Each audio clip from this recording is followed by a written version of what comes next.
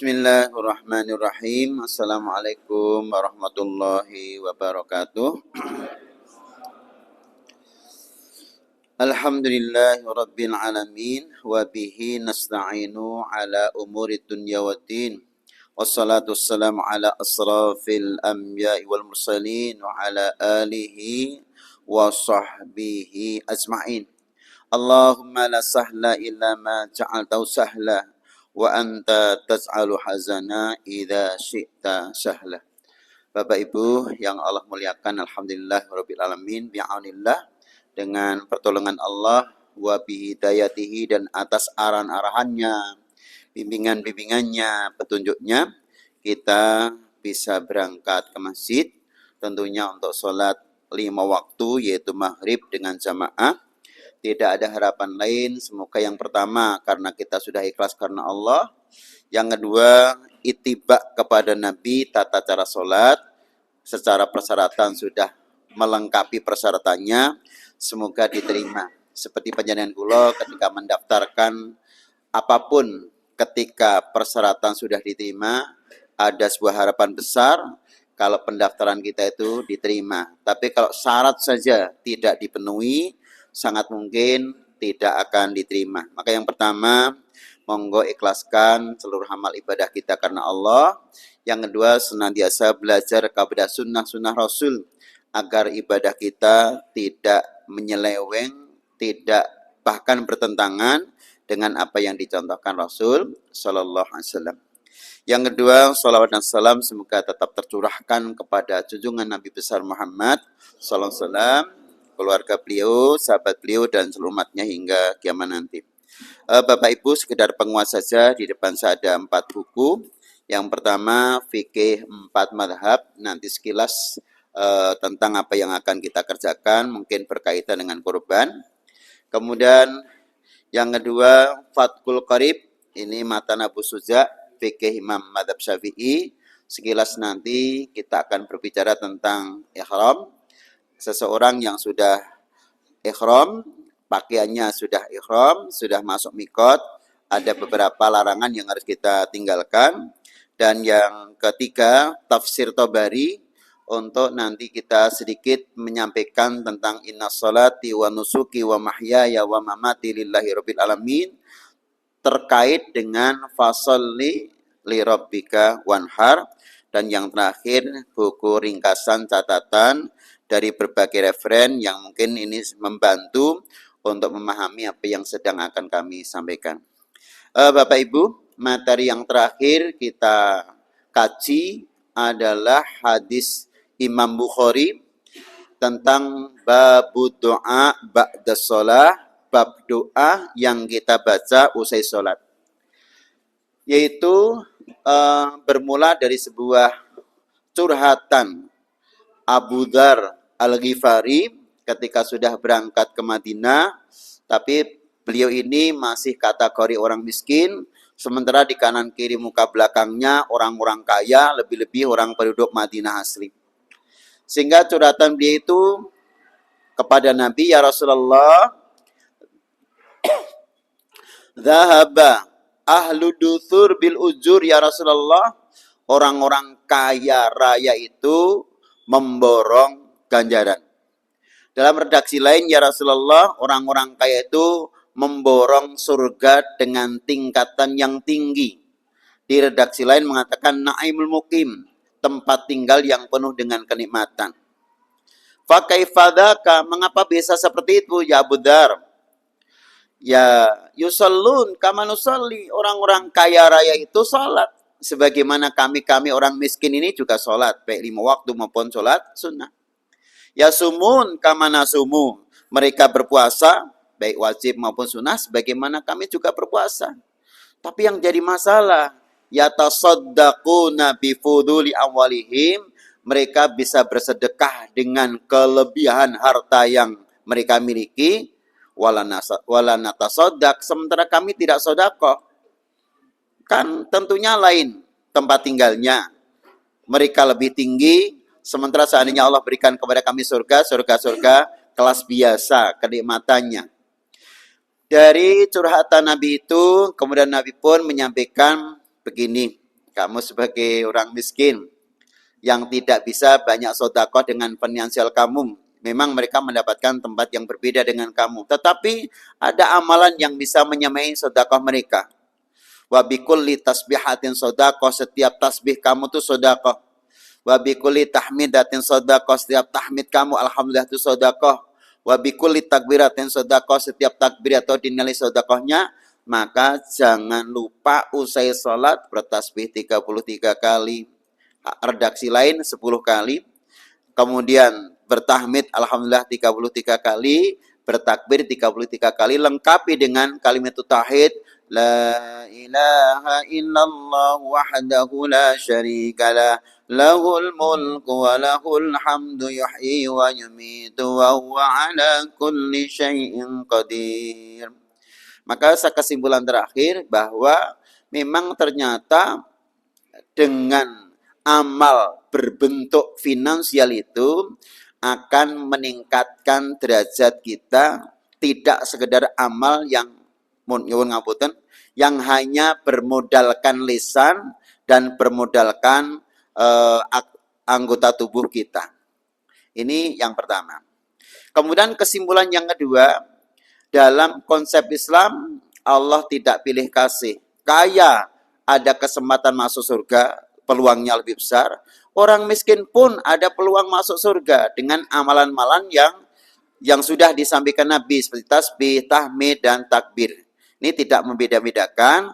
Maka yang terakhir fastabiqul khairat. Berlomba-lombalah dalam kebaikan. Ibadah yang berbentuk finansial banyak.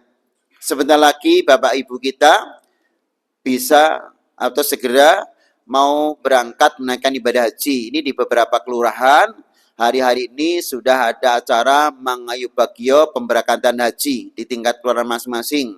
Setelah itu nanti di tingkat kecamatan.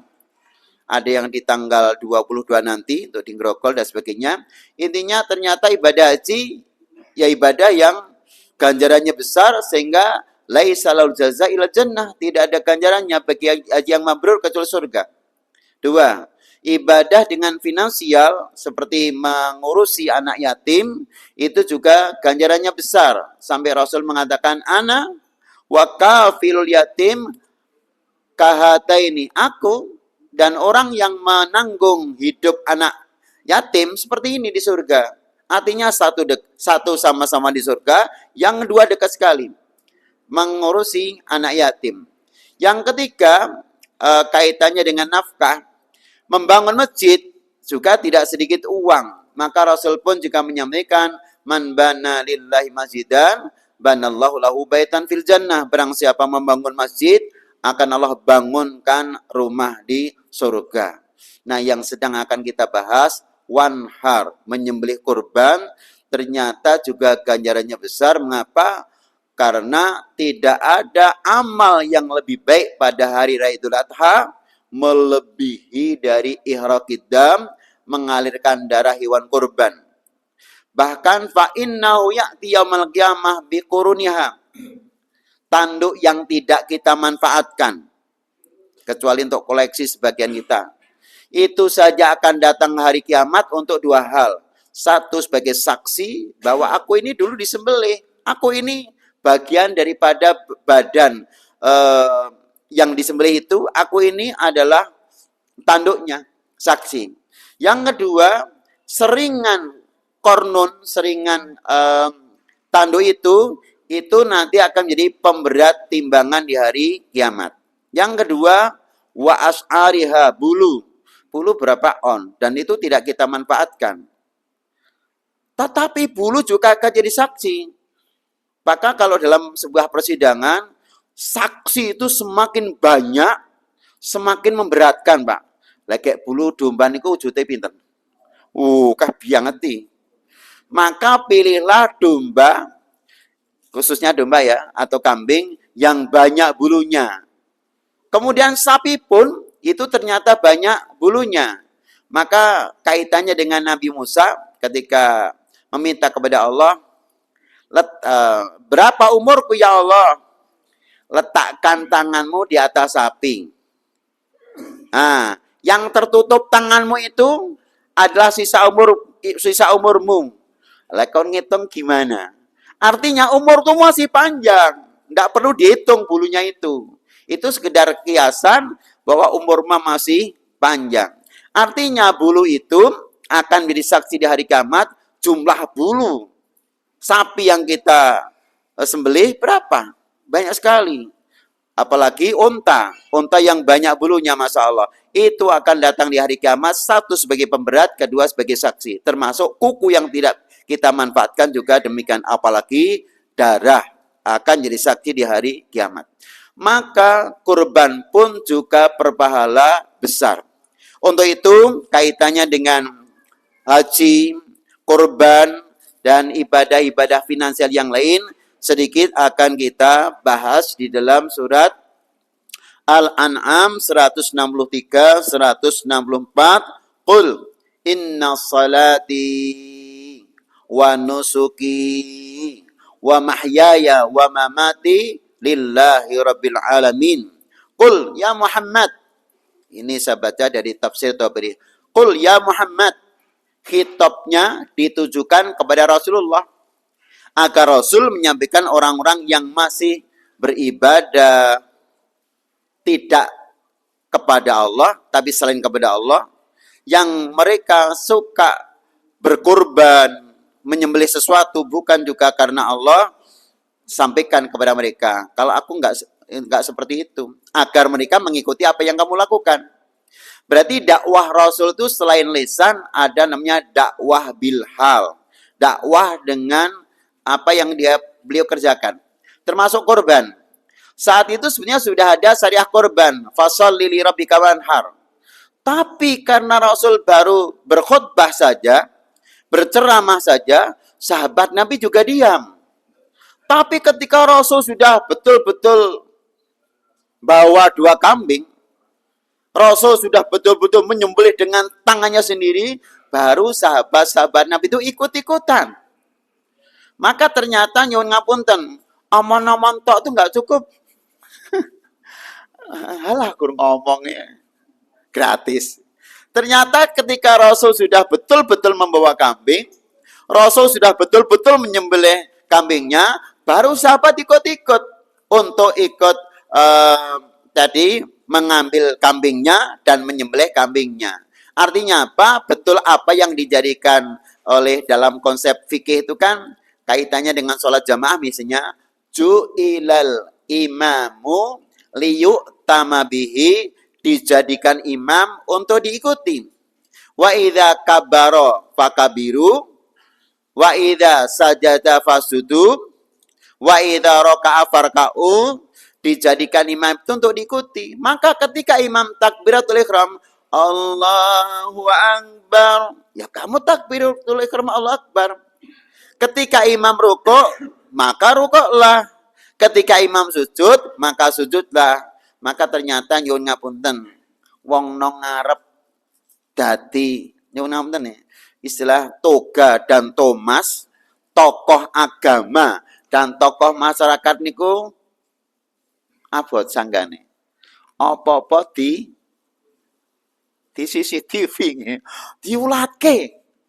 Tapi sebaliknya, jenengan ketika sudah menjadi tokoh agama, tokoh masyarakat, itu untuk berdakwah jauh lebih gampang. Sebagaimana Rasul bawa kambing, menyembelih, orang ikut membawa kambing dan menyembelih. Oleh sebab itu Rasul pun ketika meniatkan korban, hadali wali umati, ini untukku, yang satu kambing, yang satu lagi untuk umatku yang belum mampu berkorban. Coba jenengan kula sing ora korban wis diniati korban Rasulullah berkorban. Walaupun mau Allah kur niate. Orang masalah kur niat, nyatanya di antara kita juga untuk meniatkan orang lain itu juga kadang-kadang susah. Maka sekali lagi kemarin sudah kita bahas tentang bolehkah kita berserikat 7 orang untuk Sabtu sapi tapi urunannya beda. Ya tetap gini aja, pun ngriki rata-rata urunan pinten nggih 3,5 juta. Nggih ngaten mawon. Aku mbayari 7 juta. Sing siji niat ke aku 3.500.000, sing siji tak niatke ke jenengan. Oh, alah mung niate, niat tapi kan kula diniatke. Saking bapake 7.500.000 kula diniatke ke kula 3.500.000. Ternyata hanya seperti itu juga nggak gampang loh. Mesti rata-rata aku loro dhewe loh. Kan lebih bangga aku loro daripada anu mawon niki sing setunggal ke kula. Sing sisanya 3,5 juta mangke atas nama jenengan. Kalimat atas nama jenengan itu jadi ya kira modal ngomong. Tetapi kan dia ngomong dari hati paling dalam sudah beramal untuk dia. Maka ternyata Rasul walaupun hanya mengatakan hadzali wali ummati, ini untukku dan itu umatku, itu juga nggak gampang. Monggo bagi Bapak Ibu yang mungkin hari ini Allah berikan kemudahan-kemudahan, mungkin bisa saja asli ini gur wong nenem sing bayar. Ning sing wong siji niku gandeng bayar loro, sing siji di atas nama ke sinten monggo. Niki bagus nggak apa-apa. Tak kekke kowe ning tak diikut korban sisan nggih.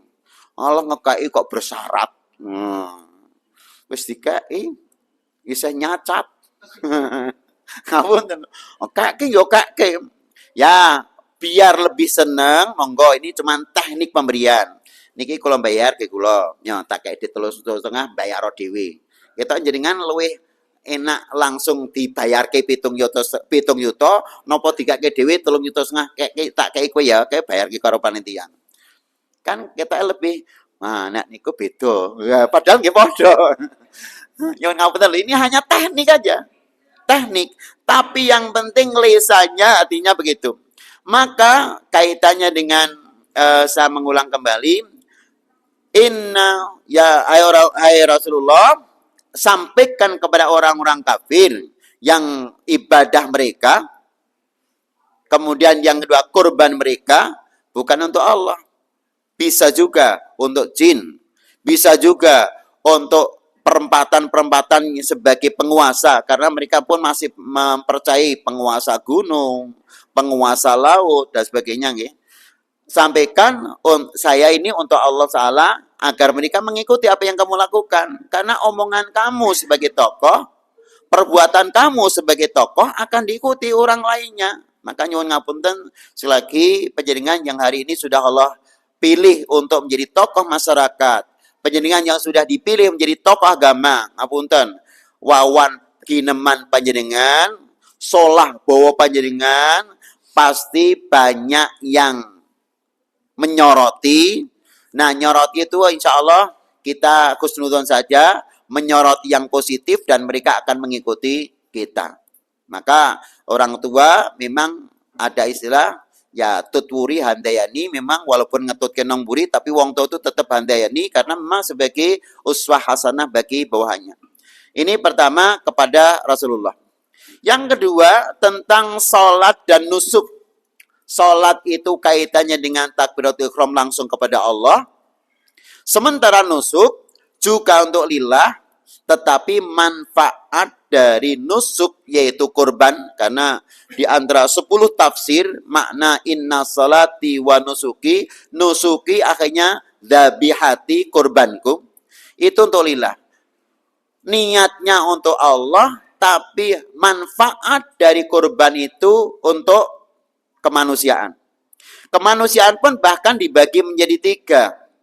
Sebagian, saya tidak mengatakan sepertiga persis nih, karena nanti terus wah berarti kan sepertiga ditibang C 33,3%. Nah, itu keluarga 33, sekian persen untuk disodakokan khusus fakir miskin. Baru yang 33, sekian persen untuk hadiah, baik itu teman, baik itu tetangga, baik itu orang yang lebih kaya daripada yang berkorban. Tidak harus seperti itu. Kalimatnya sebagian kamu makan, sebagian kamu sedekahkan, sebagian kamu hadiahkan. Ini saya ambil dari buku fikih 4 madhab. Bahkan khusus Imam Abu Hanifah mengatakan korban itu semua dimakan sendiri boleh. Tapi kan kebanyakan Indonesia kita ngikuti madhab Syafi'i. Mengapa korban kok dimakan boleh? Kamu sudah melaksanakan fasolli li rabbika wanhar. Kamu sudah melaksanakan ayat fasolli li rabbika wanhar. Jadi dasarnya hanya Quran saja. Ini Imam Abu Hanifah. Bahkan kamu semua kamu makan saja boleh kok. Enggak dibagi, enggak disodakokan dan tidak dihadiahkan.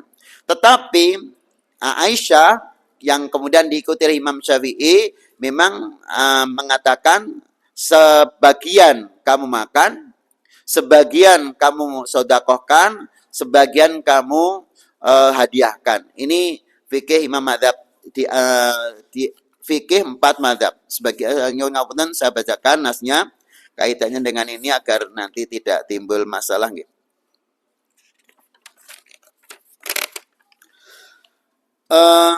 Yang Imam Abu Hanifah yang berbeda. Al-Hanafiyah qalu yandubu ayak kula min lahmi udhiyatihi. Beliau tetap yang pertama mengatakan sunnah bagi sahibul kurban untuk makan daging dari hasil kurbannya. Yang kedua, wayudakhir boleh juga untuk disimpan sebagian dari daging kurban itu. Kemudian wayatasodak juga sebagiannya disedekahkan. Wal afdol, tapi afdolnya memang sebagian untuk kamu makan, sebagian kamu sedekahkan. Kemudian baik untuk teman-temannya, asdiqaihi wa akribaihi dan tetangga dekatnya. Lau akhadhal kullu li nafsi jaiz. Seandainya semua kamu makan sendiri boleh. Halaman 556 tentang pendapat Imam Abu Hanifah. Tapi sekali lagi itu untuk di Indonesia tidak lumrah ya. Mosok sampai 1/7 goreng to ambuni tok. Masa untuk keluarganya sendiri. Tapi beliau mengatakan seperti itu. Lau akhadal kul, seandainya semua diambil sendiri pun jaiz boleh. Li'anal qurbah tasulu bi iraqati dam, karena dia sudah mengalirkan adalah hewan kurban ketika hari raya Idul Adha tadi dan sudah melaksanakan fasholli li rabbika wanhar. Tapi ulama yang lainnya, Imam Syafi'i, Imam Hambali, Imam Maliki semua mengatakan ya sebagian untuk kamu makan, sebagian kamu sedekahkan, sebagian kamu hadiahkan. Ini berkaitan dengan fikih. Kembali, mengapa dalam Al-An'am 163 tadi dikatakan innas salati wa nusuki. Salat kaitannya dengan Allah, nusuki lillah betul, tetapi manfaat daging kurban untuk manusia. Sebagian untuk kita makan, yang berkorban, sebagian untuk sedekah, sebagian untuk hadiah tadi. Nah, ternyata mengapa Allah menyampaikan yang dua hal itu? Karena dua hal itu penting. Nusuk, menyembelih hewan kurban. Nah, kaitannya dengan menyembelih hewan kurban, kaitannya dengan keuangan. Kaitannya dengan keuangan, padahal rata-rata orang itu hubbul mal, cinta uang. Bahkan hubbal mal wal jam, seneng duit karo seneng ngumpul ke. Gitu ayatnya gitu nggih. Yuhibbunal mal, suka duitnya, dan yang kedua hubbal jam'i, suka mengumpulkan. Maka tidak keliru bapak-bapak sing atusan ewu dheweke. Ngapunten niki sekedar nyinggung lari-lari bar pernikahan, sore malam harinya bareng-bareng sak keluarga ngitung kotak. Kotak nggon ibu-ibu berapa? Oke sing ibu-ibu kok sing bapak-bapak. Ya oke ibu-ibu rata-rata sing nggo amplop ibu-ibu ora bapak-bapak. Ngapunten nggih. Yang kedua suntak kabeh kok sing amplop-amplop sing saka sapa kuwi ditulisi sik saka poso-poso baru ki disuntak kabeh engko dheweke sing atusan pira ketan pira 20.000 pira 10.000 pira 5.000 pira ana sing 2.000 apa ora ana sing 1.000 apa ora ngapunten. Kemudian setelah dihitung nanti coba total jumlah berapa. Nah, bar kuwi Lagi dihitung gedunge piro, cateringe piro, dekore piro, make up-e piro. Nah, terakhir bati po.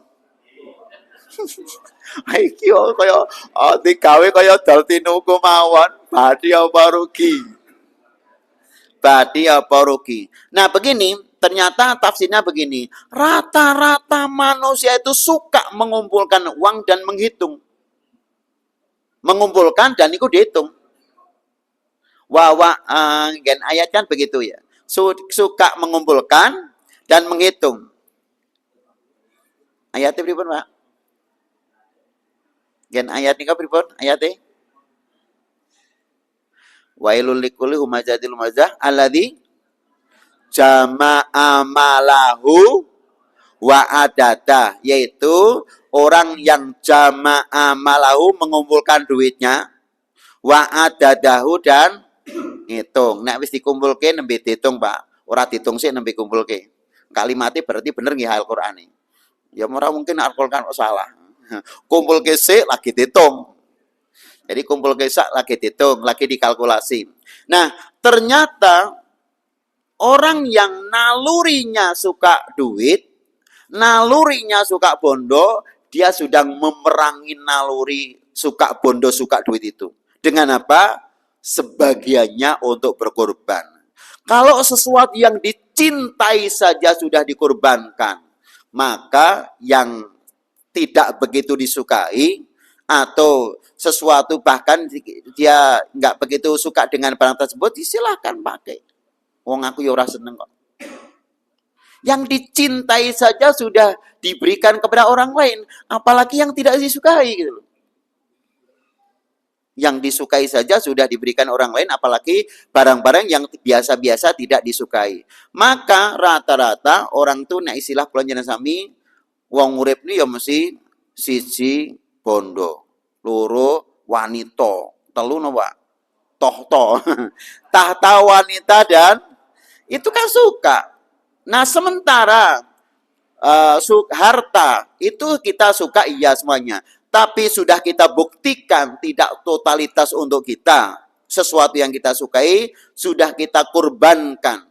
Sudah kita niatkan ibadah kepada Allah yang manfaatnya untuk manusia. Maka kurban itu adalah, kalau menurut bahasa fikihnya, kurban adalah mayun. Nah, saya bacakan.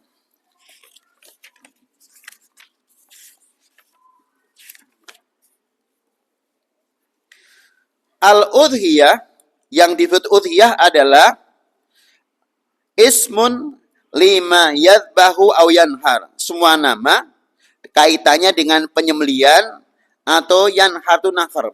Terus kalau sapi, kambing itu disembelih. Tapi kalau onta tidak disembelih tapi di nahar. Nahar niku pisaunya bukan kanan atau kiri, tapi di depan. Kayak tatah nih loh. Nah, begitu onta sedang berdiri atau onta sedang duduk, langsung ditusuk ya pas atas. Nggih. Nyuwun ngapunten gitu. Sini bawahnya, bukan atas. Karena bukan di sini tapi di bawah. Nggih, di sininya. Itu ditusuk. Mengapa? Ketika disembelih enggak segera ke dalam. Karena ini gurungnya nang jeru. Maka dengan nahar.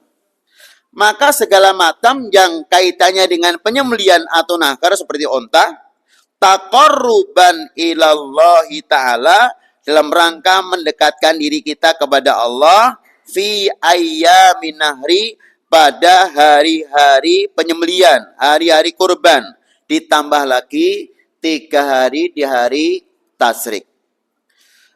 Yang perlu kami sampaikan adalah kaitannya dengan taqarruban ilallahi ta'ala. Apakah dengan kalimat kurban untuk taqarrub, mendekatkan diri kepada Allah, kemudian Indonesia menjadi kurbanan. Kurban itu pendekatan kepada Allah. Maka orang yang sudah berkurban, sesuatu yang kita cintai, ketika kita sudah berani berkorban sebagai tanda cinta kasih sayang. Maka nyuwun ngapunten ini dalam kehidupan suami istri. Coba suami kadang pengen ngetes bojone iku jane seneng tenan apa ora. Seorang istri juga suami ngetes bojone seneng apa ora. Itu dites sesuatu.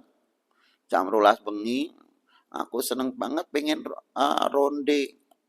Ya Allah, jam 12 bengi seneng ronde. Gak le tuku ngendi. Ternyata nyuwun ngapunten Bu, ada sebagian ibu-ibu ketika hamil tua, terus napa Bu? Nyidam. Nyidam niku bagian daripada tes kis. Suami tenan seneng aku apa ora? Ya Allah, ora musim mangga kok kono kok ke mangga gale tuku ngendi. Itu ternyata nyata skis.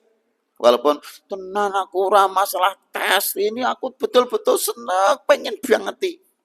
Itu tes case seberapa jauh seorang suami mencintai istri, maka tesnya orang musim mangga kono kok ke mangga, jam 12 bengi kono kok ke wedang ronde dadak nang prapatan napa kidul kantor pos nika gladak nika ya Allah.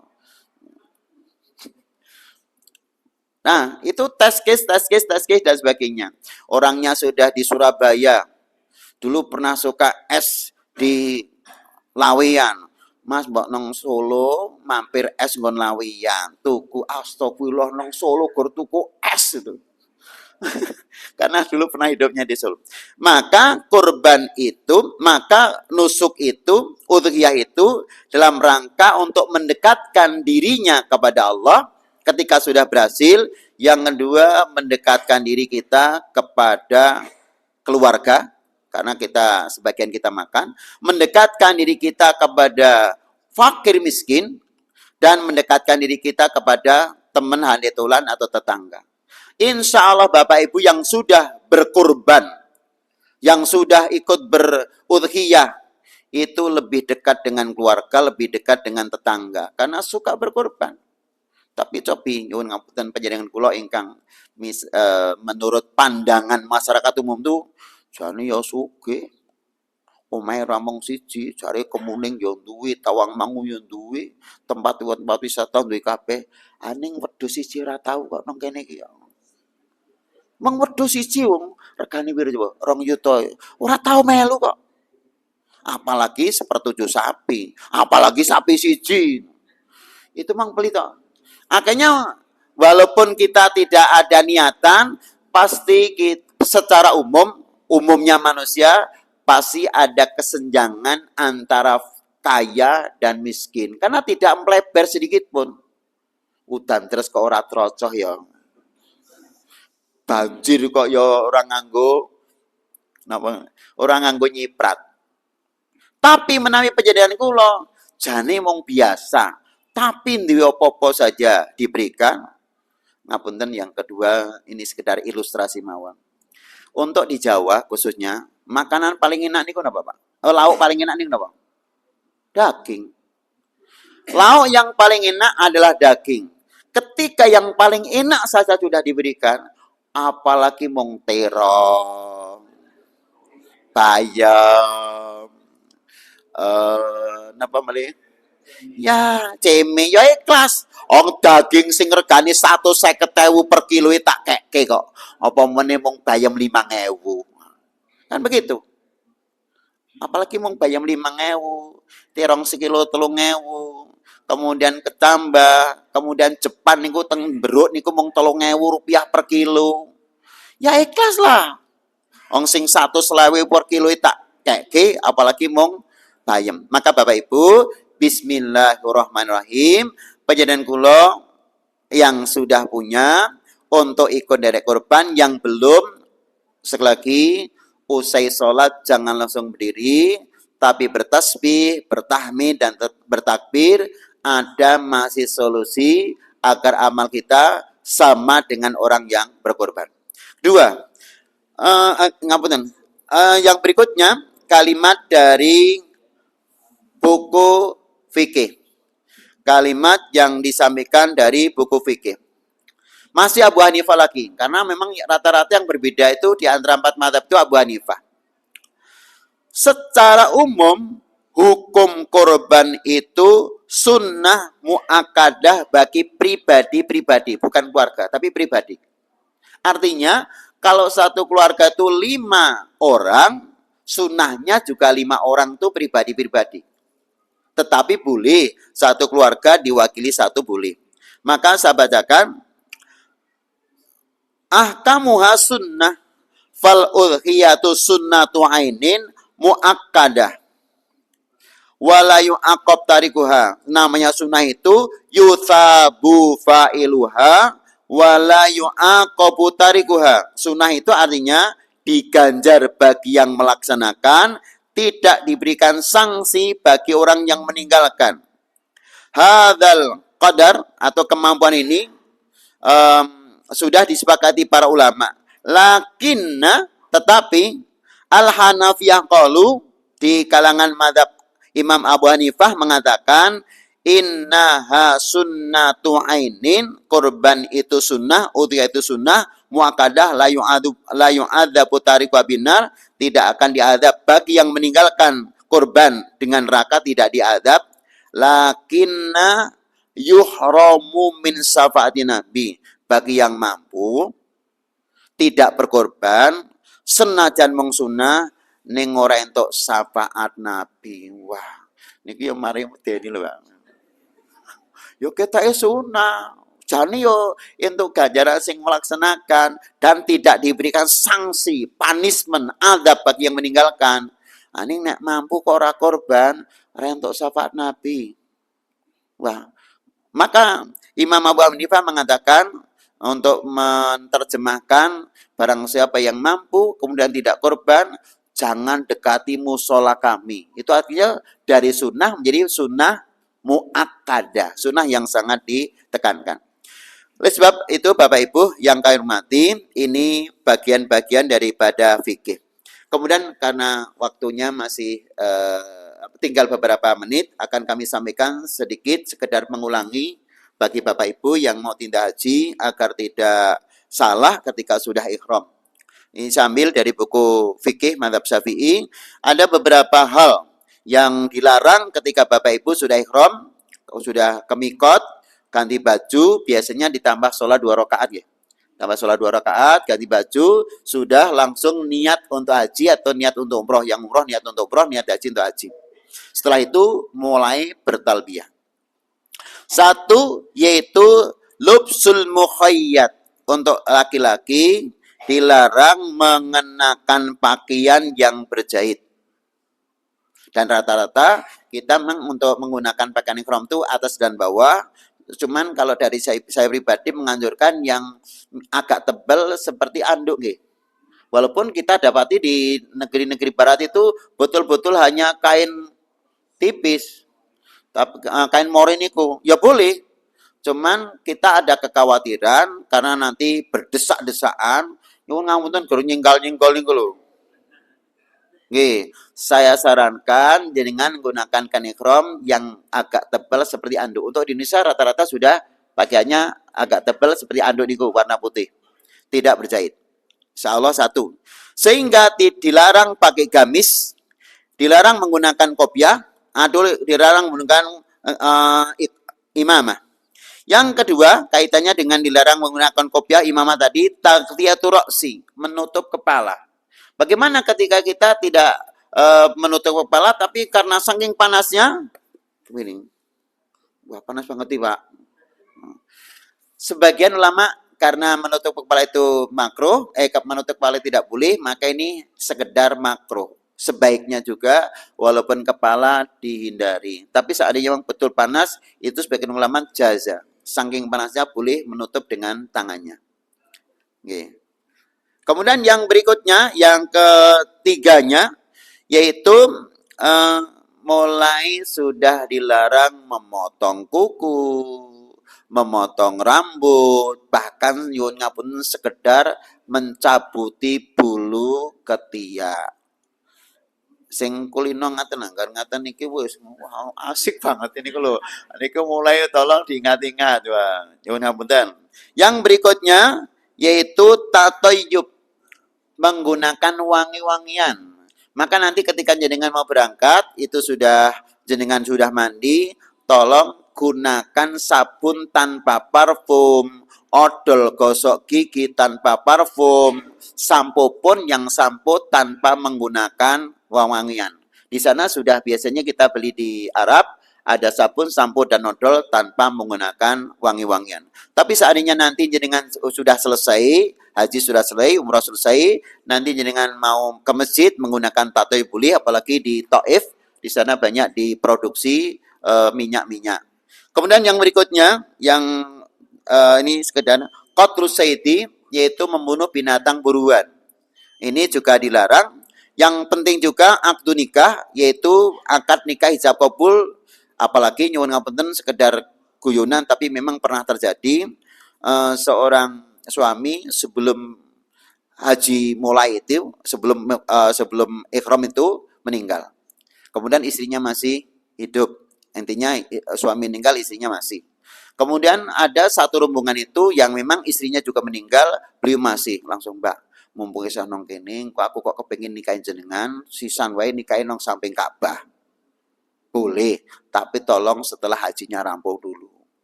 Karena kalau belum haji, ben nanti Ka'bah menjadi saksi pernikahan kita. Mumpung bojomu yo mati nong kene, aku yo istriku mati. Nah kan kita satu nasib. Nah, kau nikah di samping Ka'bah. Lagi boleh dengan catatan tolong hajinya rampung dulu, karena kalau belum nanti kita tidak sah. Oke. Yang berikutnya yaitu wata, hubungan intim.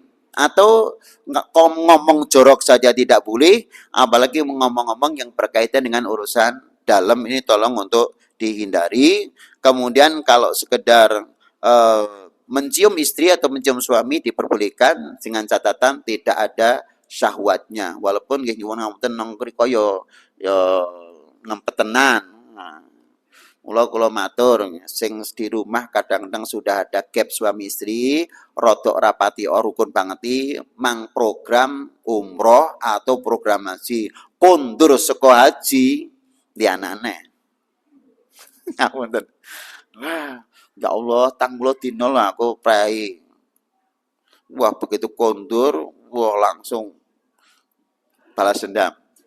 Boleh. Makatan ngapunten yang terakhir atau tidak bagus dan sampaikan, tapi memang begitu. Bagi Bapak Ibu yang sudah akan merasa kok rodok bosan karo bojone, mang program haji atau umroh, nanti sekundur dari haji umroh insya Allah akan kembali lagi seperti pengantin baru. Katen pilih wonten kalepatan nyuwun kuing pasami bismillah. Selain kita ibadah qauliyah, ibadah fi'liyah, sebagian finansial kita digunakan untuk ibadah, insya Allah dekat kepada Allah, dekat kepada keluarga, tetangga, masyarakat, baik fakir miskin maupun orang yang sudah lebih kaya dari kita. Makatan subhanaka Allahumma bihamdika asyhadu an la ilaha illa anta astaghfiruka wa atubu ilaik. Assalamualaikum warahmatullahi wabarakatuh.